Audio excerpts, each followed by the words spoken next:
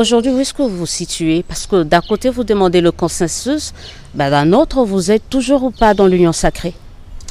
Écoutez, on ne sort des ambiguïtés qu'à son propre détriment.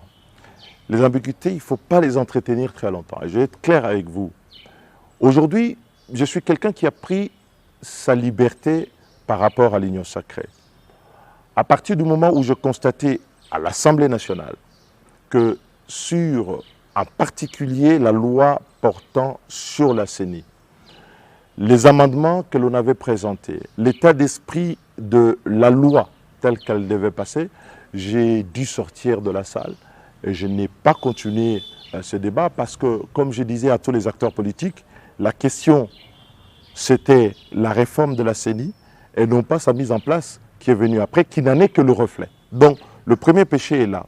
Et aujourd'hui, je vois qu'on s'écarte de plus en plus de cette recherche de consensus. Quand on ajoute à cela notre attitude par rapport au contrôle parlementaire, à la question du RAM, à d'autres questions qui se posent à notre pays, je suis bien obligé de vous dire aujourd'hui qu'au-delà de cette liberté prise, je vais cesser d'appartenir comme tel à cette union sacrée qui est une réalité parlementaire.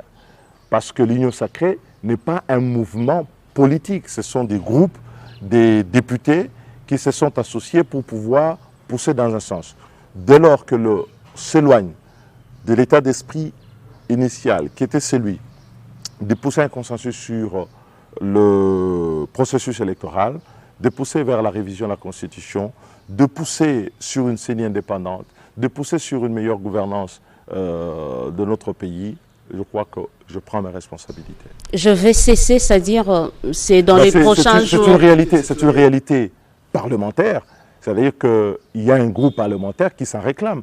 Je vous fais remarquer par exemple que sur la loi concernant la CENI, j'étais contre, tel qu'on l'a orienté. D'ailleurs, en contradiction avec beaucoup de membres, que ce soit de l'opposition ou la majorité, sur ce sujet, parce que je crois que l'esprit initial, il fallait pouvoir le maintenir, d'avoir un consensus qu'il fallait préserver. Notre demande initiale demeure. Donc à partir de ce moment-là, on considère que ce consensus ne peut plus être préservé comme parlementaire, parce que la réalité de cette union sacrée, elle est parlementaire.